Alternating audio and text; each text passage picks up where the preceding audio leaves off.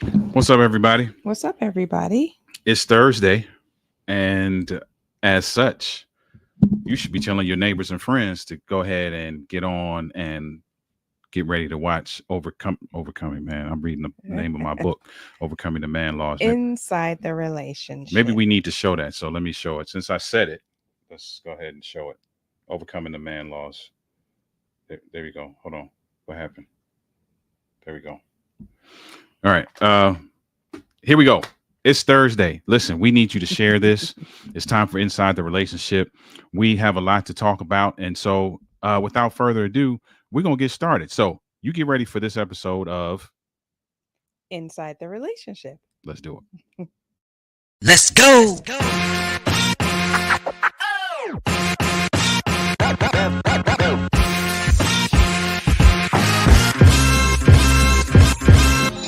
You're watching Inside the Relationship with Denise and Ollie.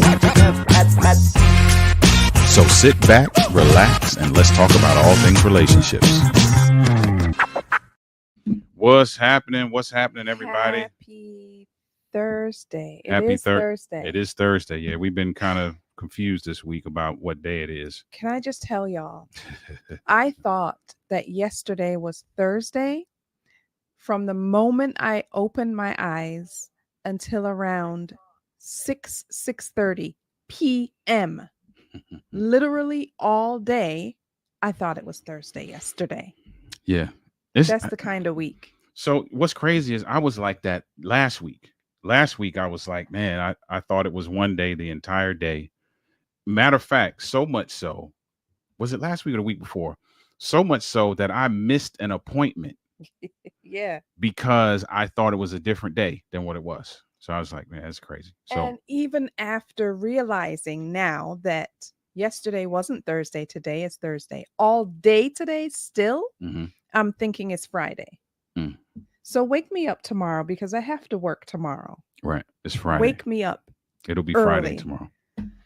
Listen, so that's that. Listen, sometimes we have weeks like that. Listen, this is what this life is like that. And here we are though. But we're glad to be here. It is Thursday. Listen, do us a favor.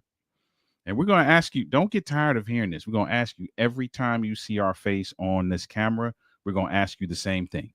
Please do us a favor and simply hit the share button. That's it.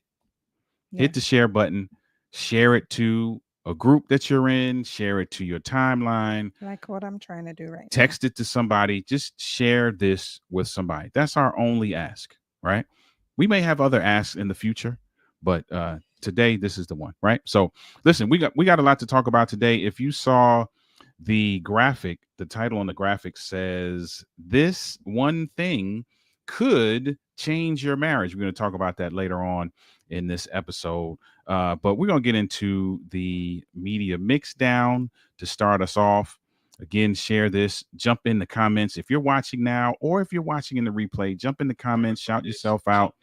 Just say, hey, we're here. All right. Let us know you're here. All right. Now, let's get into this media mixdown because this is interesting. The media mixdown kind of speaks to some of what people are experiencing in the dating world these days. Right. So let's get into that. Let's talk about that.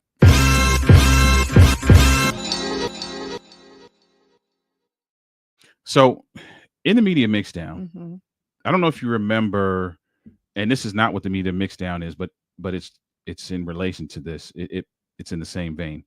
Do you remember there was a clip that was going around about this girl that was saying that you can't take me to the Cheesecake Factory? Yeah, I remember that. Like that's a no-go, yep. Right? So I was watching a clip, and I don't have a whole lot of context because I was watching a reaction to a clip. Okay. In this reaction video, this girl was saying that she is so tired of women. She's tired of women because the attitude that women have these days, the preferences that are just outlandish that women have these days are giving women a bad name. Right. So she goes on to talk about why she feels like this. She feels like this because she was watching a video of a girl who, and I'm saying girl for a reason, a girl who says that if somebody pays for their date with a Cash App card, that will be the last date that she goes on with this brother. Why? Exactly. Because it's not a credit card? Because Cash App, that's not considered real money. It ain't. You could spend it, can't you? Listen, I don't even have much to say about this. Listen, you got to go back and watch last week's episode. And I said some things in last week's episode during the media mixdown, and my wife didn't really like how I said it. So I don't have much to say today. Because you feel the same? I feel the same way. I don't have much to say about this media mixdown. You're going to tell me that if I pay, right? So she's not saying if you show up to the date and you don't have no money, can't afford to pay for it, right? If you show up and you pay with a Cash App card, essentially this dude is a clown, a joker, if he's paying with a Cash App card. So that ain't the man for her. Like, that just explains, or that that's just so sad. Like the mindset of some people in today's generation, today's culture. Like, doesn't that still pay for the meal? Listen, money is money. Will I be somewhat embarrassed if you pulled out a bag of coins? Yeah, maybe. Yeah. But money is money, though. Money is money. At the end of the day, pays for whatever it is you're trying to purchase. At the end of the day, money is money. That's very disappointing. Yeah, it's ridiculous. A Cash App card, right? Yeah, a Cash App card. If you can pay for it, you pay for it. Yeah. What does it matter? Yeah, I don't understand that one. Yeah, there's again, I'm not saying much about this one today, because if I say what I'm really thinking, this one gonna be looking at me like how she was looking at me last week, and I don't want that. So listen, let me just say this. I'm really glad that I'm not dating. Well, like, yeah. Can you imagine me, the way that I am and the way that I think, dating in this climate? You wouldn't get a lot of dates because everybody would be like, don't mess with Oliver, because that shotgun mouth of his, he's going to make you feel really bad about yourself. Yeah. It is a blessing that I'm happily married in this day and age with the foolishness that I'm seeing on social media, because that's and here in a very serious note, here's what we're doing to men. Yeah. What we're doing to men is sending them down this very convoluted, highly confused road of who we should be and who we should not be. Yeah. Yeah. I put Gamal's shout out to Gamal in the comments. Gamal said, I don't think the money is the issue. I think it's the search for security wrapped up in materialism. Okay. I agree.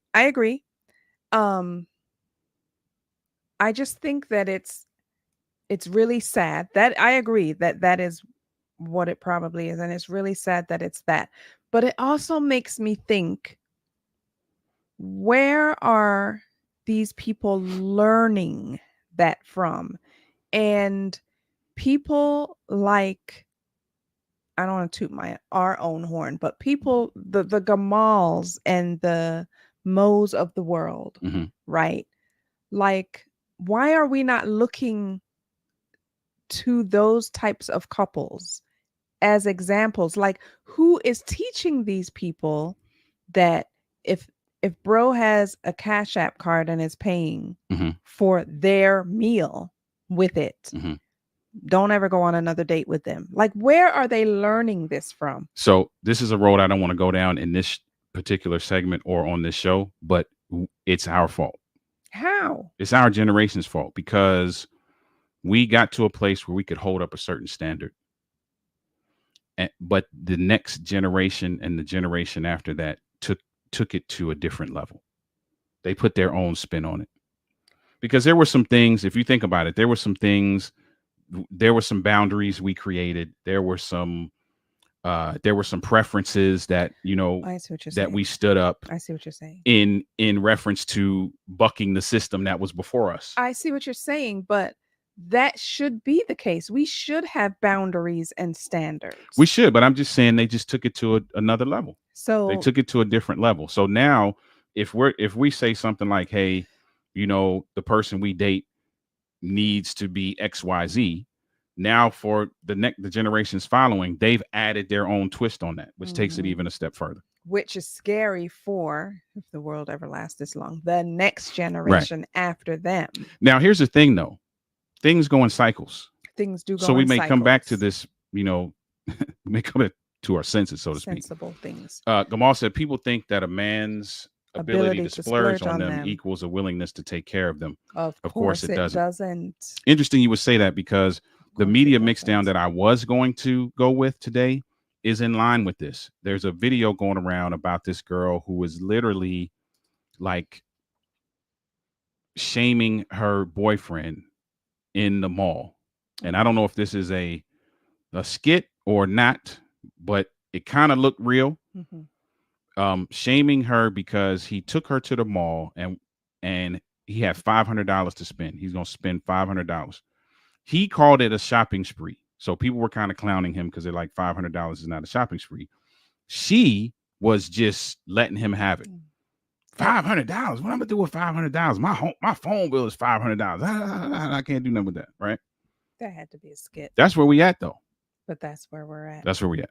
So disappointing. And we're confusing folks. We're setting up standards for individuals that they cannot uphold, or that they choose to shy away from, which then makes them either extremely materialistic, which is not sustainable in a relationship, or extremely selfish. There's no in between. So, because either I'm not going to spend anything on you and I don't care nothing about you, and I'm not going to treat you like the woman you should be, or I'm going to overdo it because I feel like that's what you need. Neither one of those lead to a healthy relationship. Right. So you're saying that it's our fault because they saw that we had standards and boundaries. And so they're like, oh, well, if they can do that, I should be able to do this. And these are my standards and boundaries. Then it should be on us to go back to them and be like, that's unrealistic. That's unreasonable. Yeah, it should be. But I think we've created monsters, and we fed those monsters with all of these ideologies that are floating around these days. And that's another topic for another show. But I think that there's so many ideologies now around what a relationship should look like, what a woman deserves, what a man should be, what a man should not be. You got the high value man versus the alpha woman. You got the beta man. You know what I'm saying? You got all these concepts that are being, are becoming ideologies around how a relationship should run. And we're missing the fundamentals now. Yeah. So you got people who are like, you can't pay for my date with a Cash App card. That's ludicrous. When there are some people who, number one, they use Cash App all the time. Now, here, I will say this. Here's the other side of the coin. Now, the Cash App card is not, and I'm not justifying this at all, but the Cash App card, I don't think is accepted everywhere. So that could end up being a problem. If you go somewhere and do something and they're like, no, we don't take Cash App cards, then you might be stuck. Yeah. But that's a bridge you cross when you get there. Yeah. And here's the next thing. If you are in a healthy, well, this is dating we're talking about, so never mind. Forget what I was about to say. Here's the thing. I'm going to leave it at this because we got to get to the next segment. We have to really evaluate what our priorities are. We have to really evaluate what our values are. And there's a lot of things that we got to think through differently. I agree with that.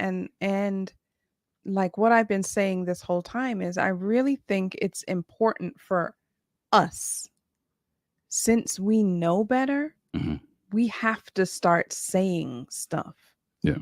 You know, to the people like that we can draw back and pull them up, you know, behind us. We can't just see something and talk about it and say how ridiculous it is and how terrible it is when we're not trying to teach the people that we can influence. Yeah, we I'm can't with that. just talk about it and say how terrible it is. I'm with that. I agree with that. Yeah. Gamal said we can't ignore the influence of social media and music and mass media in general. True. The values we are being shown are not sustainable or even realistic. Replace these influences with wisdom and you'd get a more balanced generation. That's what I'm talking about. Also, once sex enters the picture, things get complicated. You may not think this is related, but it is. It is related. Absolutely. 100%. Yeah, it is. 100%. Listen, there's so much I want to say, but I'm not going to say it because I'm just not. Now, shameless plug, be on the lookout for a new podcast that's about to start called the Overcoming the Man Laws podcast. And guess who ain't going to be there? You're not going to have me as a guest? I have you as a guest, but you ain't a co-host like me and my guy, Lou. We're about to have a podcast where we are going to chop it up and I'm going to say what I want to say. I'm going to be in the comments and I'm going to text you and be like, you got to clean that up, babe. So just be on the lookout for that. It is in the works. It's the same name as my book, Overcoming the Man Laws. The Overcoming the Man Laws podcast is coming to audio and video very, very soon.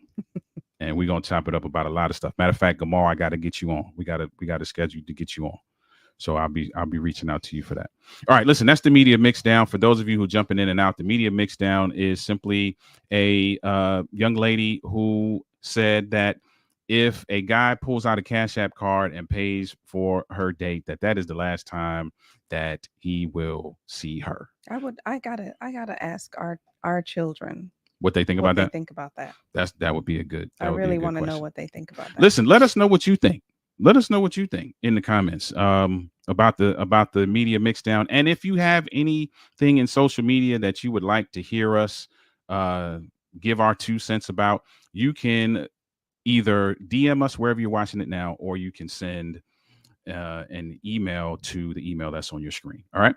That's the Media Mixdown. Let's get into this next segment, which is the question of the week. Very interesting question of the week this week. So I don't know. I'm curious, babe, to hear what you have to say about that. So let's get into it.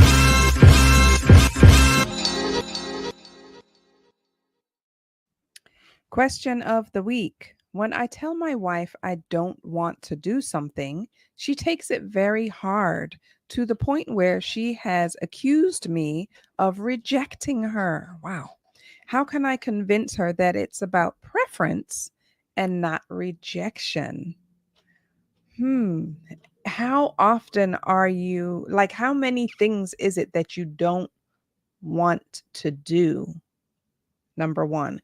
And sometimes I feel like I know, like for me, there are some things that I would prefer not to do, but because I don't want it to always be about me and what I prefer.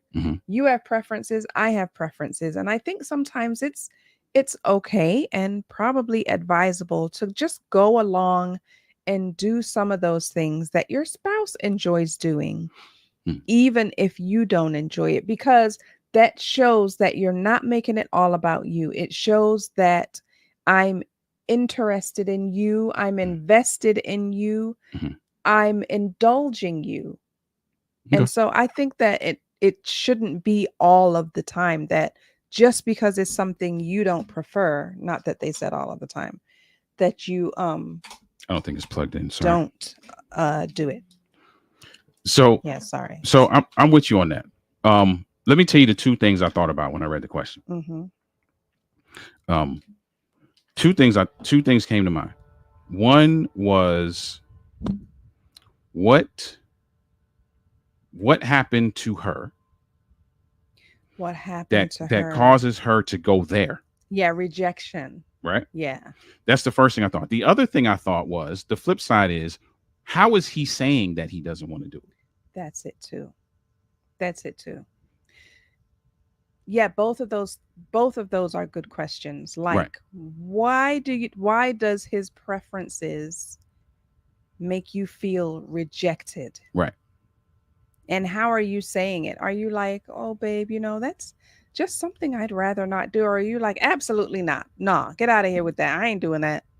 Right. That's saying because no that makes two a different difference. ways. And right. That's kind of unkind. And we don't know that, right? And so Right. to answer this, to answer this question, how can you convince her that it's about preference and not rejection? You might have to switch up the way you say it. You might have to switch up the way you say it, but also still, again, I got to go back to your preferences can't also always take precedence. I agree.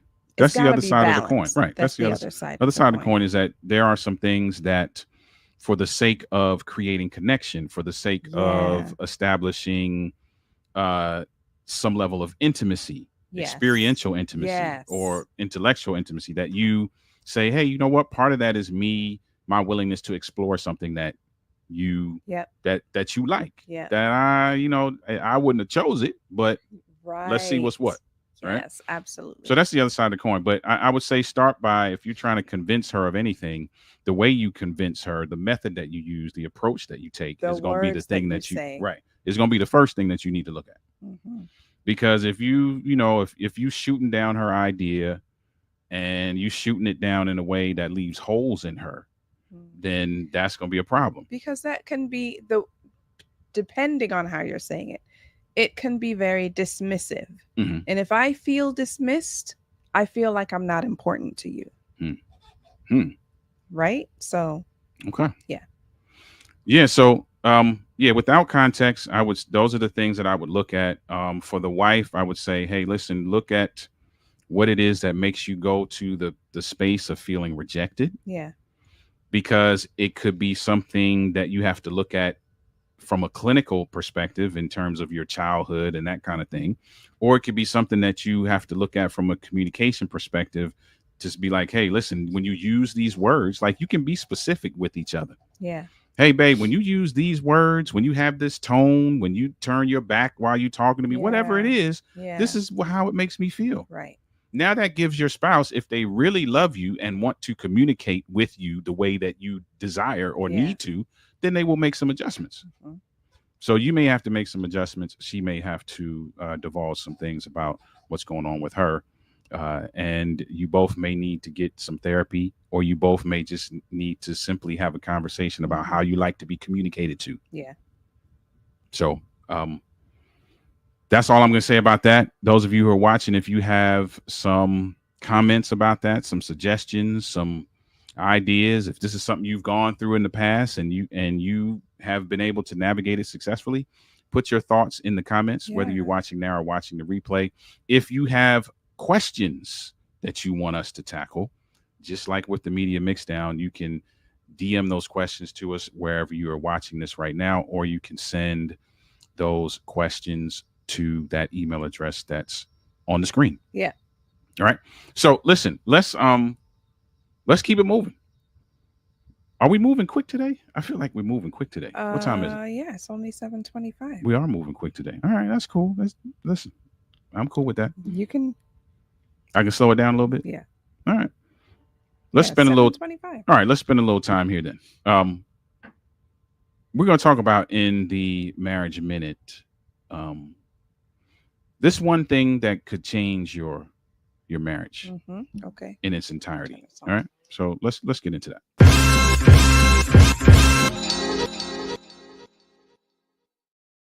So if you saw the graphic, and let me just show the graphic real quick for those who may not have seen. Change your marriage. This one thing could change your marriage. What is that one thing? So some people probably gonna get upset when they hear what this is, because it ain't nothing. It ain't nothing provocative. It ain't nothing overtly profound. None of that. It's something I shared on TikTok specifically. Something I shared a couple days ago, and it is this. Which is interesting that the question of the week is what it was. I'm just making this connection now. This is literally the same thing. The one thing that could change your marriage is how you talk to each other. Yeah, see?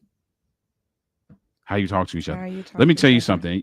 And I'm saying, let me tell you something. Those of you who are watching, you can attest to this because you sit here with me often when we are working with couples. And there is one thing that it sounded so easy for me to say that, but it's something that is so difficult for people to do. We sit in front of so many people who talk so reckless to each other. Yeah. Not often. I don't know what the cadence is, but sometimes that could be because that's all they know. That's what they saw. You know, my parents talk to each other that way. So ain't that's how it's done? Or, you know, that's just their way of reacting. Like they're holding something in, or there's a hurt inside. And how it's expressed is in anger and the way I talk to you. I can't literally fight you physically, so I'm gonna fight you with my words type thing. Yeah, sadly, it is so common in many of the couples that we have the privilege of serving that they do not take the time to evaluate how they are talking to each other. They don't take the time, like literally stop and think. Like, how is what I'm about to say going to affect this? Yes. Affect this person and affect this scenario. The relationship. Like, you know, we and listen, I am not. Anybody who knows us knows we're passionate about relationships. So I'm not saying that the other stuff is not important. That would be ludicrous for me to say that. I'm not saying that building intimacy and all of these different concepts, bid for connection, and all of these different things that we learn about as it relates to relationship building is not important. But if you don't know how to talk to the person that you are married to, it don't matter what other things you know. Right. It just doesn't. And if we look at it from a spiritual, biblical perspective, there's so many places in scripture where it talks about the tongue. Matter of fact, you and I are reading through James right now, and we're in, what is it, chapter 3, where they're talking about the tongue, right? And how difficult it is, right?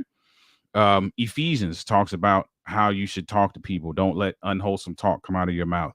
Proverbs, it talks about a soft answer turns away wrath. There's so many places where it outlines how you should be talking to each other. But for some reason, we feel like we got to be reckless in order to get people's attention, or whatever the case may be. I think sometimes too, couples or the person that's doing the reckless talking thinks, you know, this is my spouse. They ain't going nowhere. You know what I mean? They'll come around if I hurt them or upset them.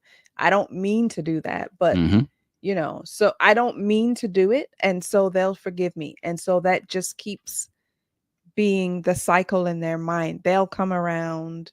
We married now.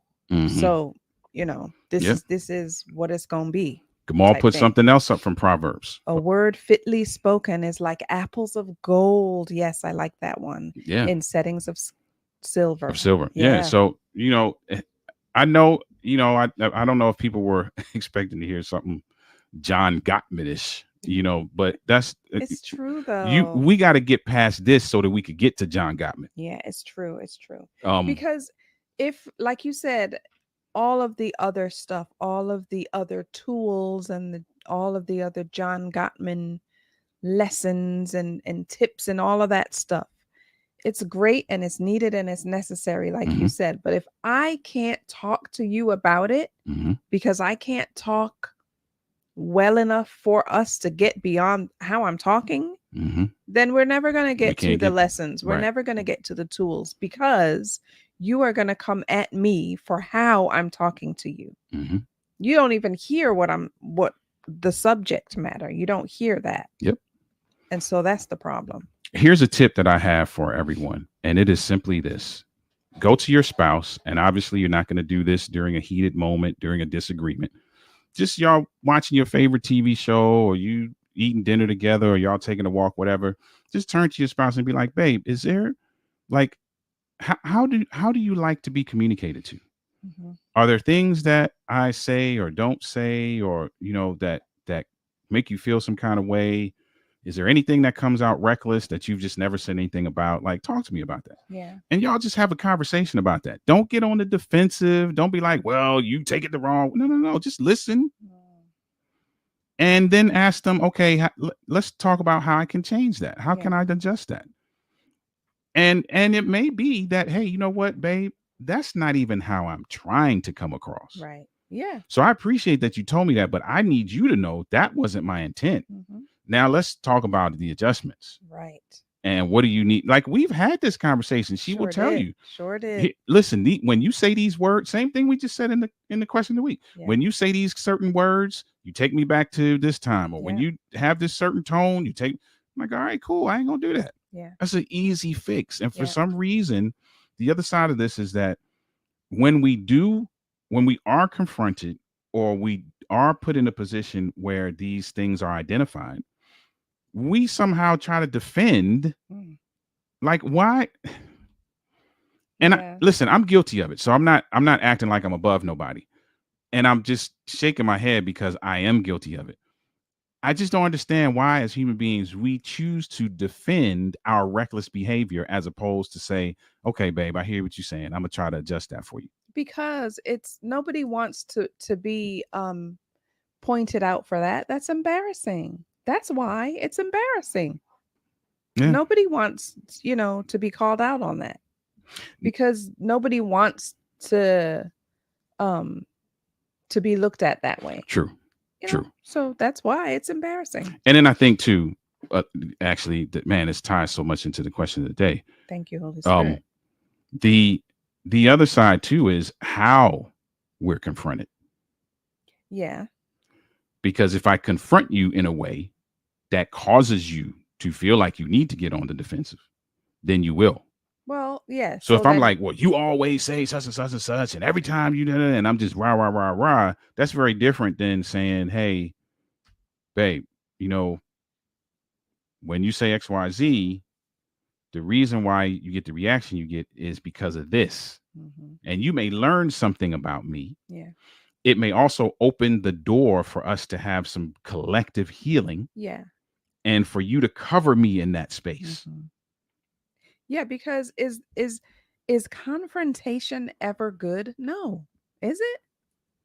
No. So we got to come at our spouses not in a confrontational manner, but in a, what's the word? I want to say admonition, but that's not the word.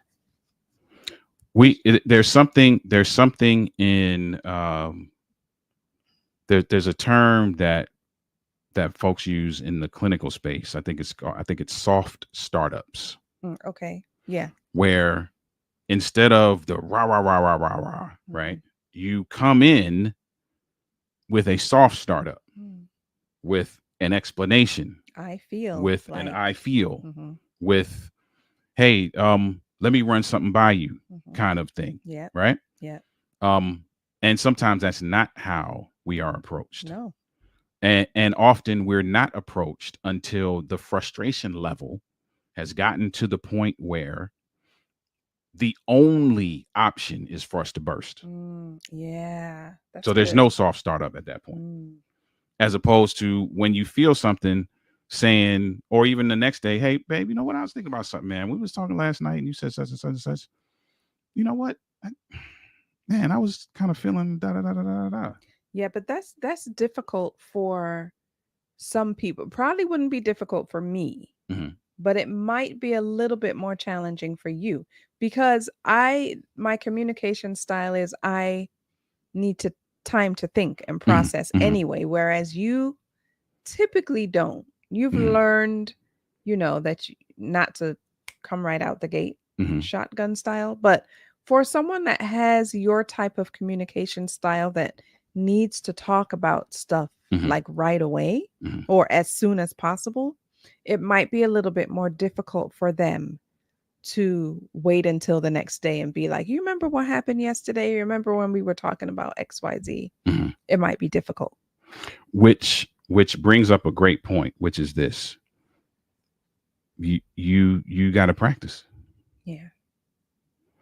It's something that couples, we aren't taught that part of this journey is going to require us to go through a learning phase, go through an adjustment phase, go through, a trial and error phase. Yeah. Right.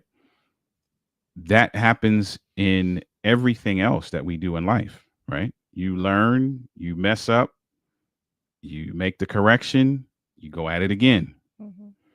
You might get a little further this time, but not all the way there. So then you come back. Where did we go wrong? All right, let's do it again. But for some reason in marriage, we feel like we're going to say, I do. And what you get is what you get. And that ain't it. That ain't it. Yeah. Because I'm going to tell you, if it was what you get is what you get, we wouldn't be doing this show right now because we wouldn't have been married. Yeah, this is true. We wouldn't have been.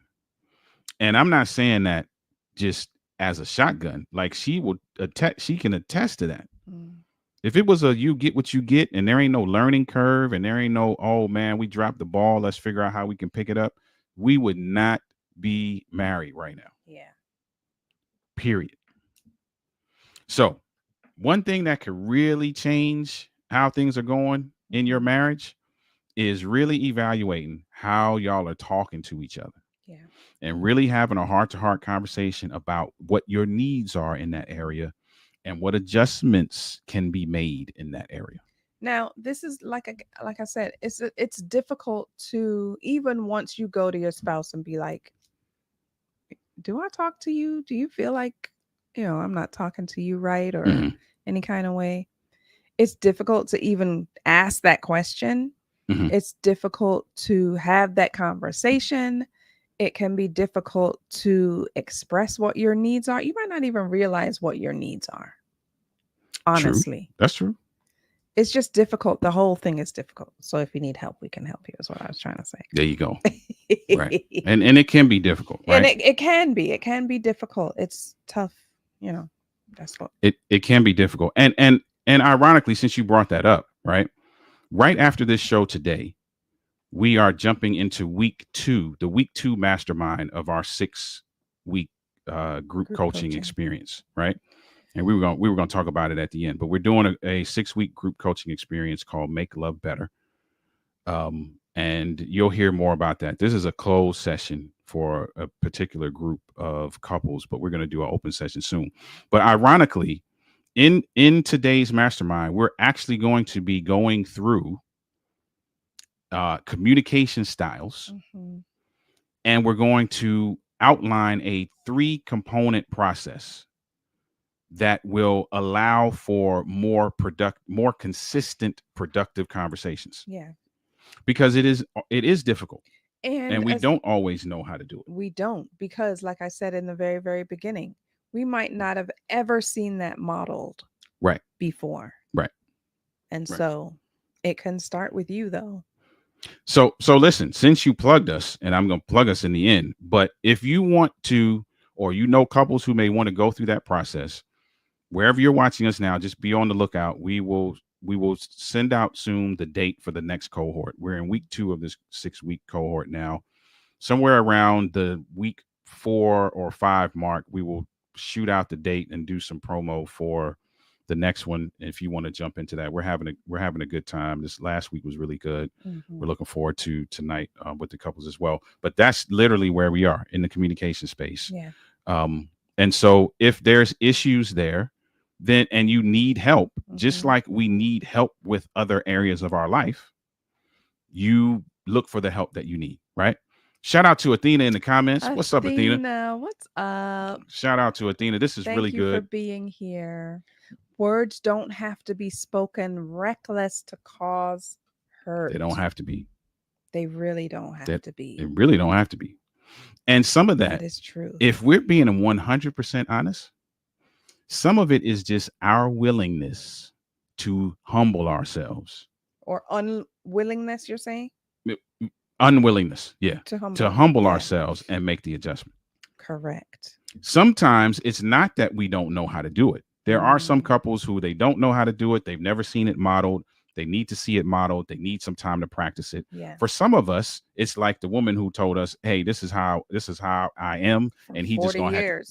he gonna have to take it. I ain't changing now. If he thinks I'm gonna change now, I'm not. It's been 40 years. This is who I am. And Literally, they said that to us. and you're gonna get who you are. You're gonna get, yeah. Mm. And if you're cool with that, fine. But that's true, though. Words don't have to be spoken reckless to cause hurt. No, they don't. You do not have to be reckless to get your point across. Don't. You do not have to be reckless to get somebody's attention. Mhm. You do not have to be reckless to defend yourself.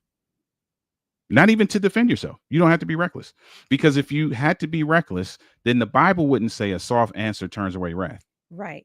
But I think what Athena is saying is that sometimes you say things and you don't say them recklessly, Mhm. but they're still hurt. It's still hurtful. That's true. That's Yeah. true. And then now that's really about now digging in and understanding how your spouse receives what is being said. Mhm. And are there adjustments that you both need to make? Is there an understanding that the receiver needs Mhm. that will help them receive better? Mhm. Is there an understanding that the giver has that Mhm. allows them to make an adjustment? Yeah. Yeah. So that's it. That's the marriage minute. The Mhm. one thing that could change your marriage is evaluating how you talk to each other. Yeah. Now, there's a lot of things that could change your marriage, but that's a really great place to start. Yeah. Yeah. That's a really great place to start. So listen, that's our marriage minute for today. We're going to get out of here. Not before we have the last word, but we're going to get out of here in just a moment. Before we get out of here, since we mentioned the group coaching, again, if you know couples who want to go through this process, it's called Make Love Better. It's not just about sex. We're talking about extraordinary communication. We're talking about recognizing, managing, and recovering from conflict in record time. Mhm. And we're talking about building a holistic, intimate bond. Right now, we are in week 2 of the current cohort that we're doing for a closed group of couples. But around week 4 or 5, we will shoot out a date for the next cohort. So be on the lookout for that so that we can go through this process. Before the last word, also, I want to say if you guys are up at 10 p.m. on Saturday night, we have a really good time with some interesting conversations on Have a Conversation After Dark. So if you are wherever you're watching this, you can come right back at Saturday night at 10 p.m. For Have a Conversation After Dark. All right, listen, let's get on out of here. But it's time for the last word. The last word.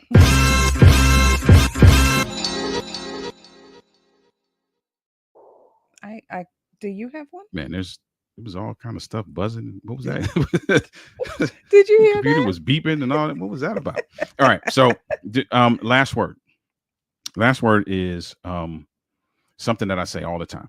And shameless plug, it comes out of my book, Overcoming the Man Laws, which, you know what, first, but let me just say this real quick.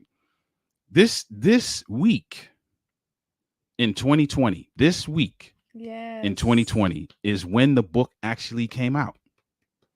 This week is the 4-year anniversary of, I'm just looking at the date. This week is the 4-year anniversary of Overcoming the Man Laws. Congratulations. Thank you very much. Ironically, the last word comes out of this book.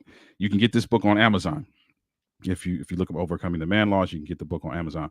So there's something I say in the book, and it is this: you should not demand what you have not first developed. Mm-hmm. Let me say that again. You should not demand what you have not first developed. Yeah. Very simple. And I use myself as an example. There are so many things that I expected from her that I had not, and wasn't even on the radar, to be quite honest, as it relates to developing those in myself, those same things in myself. I want her to be a person of integrity. I'm not being a person of integrity. I want her to be trustworthy. I'm not trustworthy. I want her to be faithful. I'm not faithful. I want her to be, and the list goes on and on and on and on, right? That's a very difficult way to live. And it is a recipe for disaster in your relationship. Now, I'm not saying that you're going to be fully developed and perfect in every area, because that's what a team is for. Right. If you're fully developed and perfect in every area, you don't need a teammate. Right? If you can play all the positions on a basketball team, then go ahead. Try your hand, see what you get. But I played point in high school. So that means I need a shooting guard, and I need a center, and I need a power forward, and I need a small forward to complete this thing. Yeah. However, if I expect them to be great at their positions, I need to put in the same work at mine. Yeah. Yeah. That's it. That's good. That's the last word. That's good. That's good, babe. That's the last word. So you should not demand what you have not first developed. Right. So if you do some evaluation and you need some work, you need to do some work, it's time to get to work. All right? That's it. That's it. Listen, that was our episode for this week. If this is your first time, we never introduced ourselves in the beginning. I'm Oliver. And I'm Denise. And we are Denali. We are relationship coaches, marriage coaches. We are speakers and authors.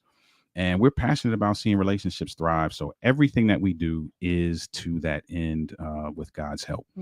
And so be on the lookout for more things that are coming from us that we will be doing in various parts of the globe. I'm saying the globe, even though it's United States, because I'm speaking that into existence, that it will be the globe. So just be in prayer for us. Those of you who believe in prayer, support us. You can support us by sharing this. You can support us by going to the YouTube channel and subscribing to our YouTube channel. You can support us if you want to support us in a monetary fashion. You can support us by buying books. You can support us when you see us doing seminars and group coaching and things of the like. All right. Listen, thank you for being here. Thank you for being the best part of this experience. And I think that's all I got to say today. That's it, babe. You good? Yes. All right. Listen, we're going to see you. Blessings on you and your families. Enjoy the rest of your Thursday. Have a fantastic weekend. Those of you who join us on Saturday night for Have a Conversation After Dark, we'll see you then. If not, we'll see you next week. Have a good week. Good night, everyone.